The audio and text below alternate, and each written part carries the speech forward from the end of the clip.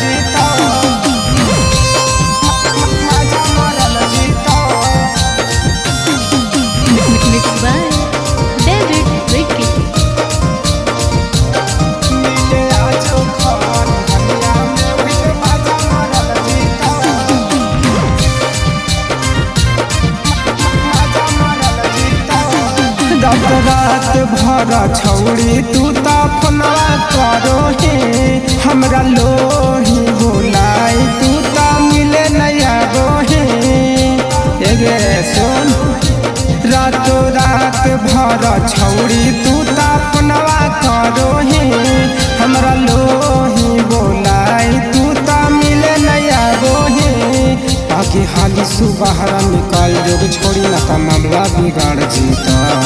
मिले आजो खरी हनिया में वही जे मजा मारल जीता मिले आजो खरी हनिया में वही जे मजा मारल जीता मजा मारल जीता मजा मारल जीता। मिले आजो खरी हनिया में वही जे मजा मारल जीता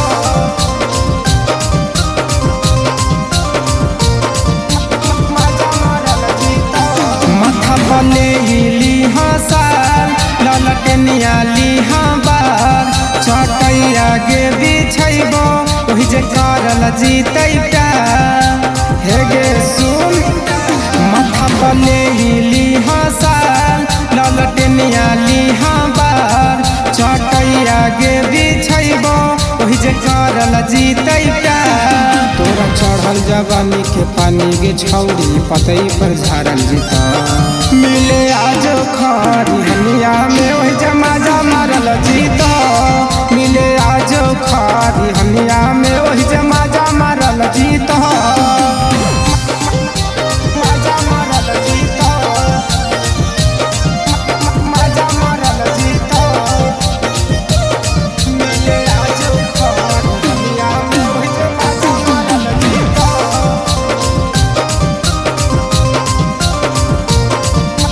मजा मारल जीता। छौड़ी चिकन तोर सामान हमरा करे देने मान सतरू धाना के गे ऐसे करे नहीं बदना हे गे छौड़ी चिकन तोर सामान हमरा करे देने मान सतरू धाना के गे ऐसे करे नहीं बदना। अब कह बिकी तोरा नींबू से रस गरल जीता मिले आजो खरी हनिया में वही जे मजा मारल जीता मिले आजो खरी हनिया में वही जे मजा मारल जीता। अगे आजो मिले।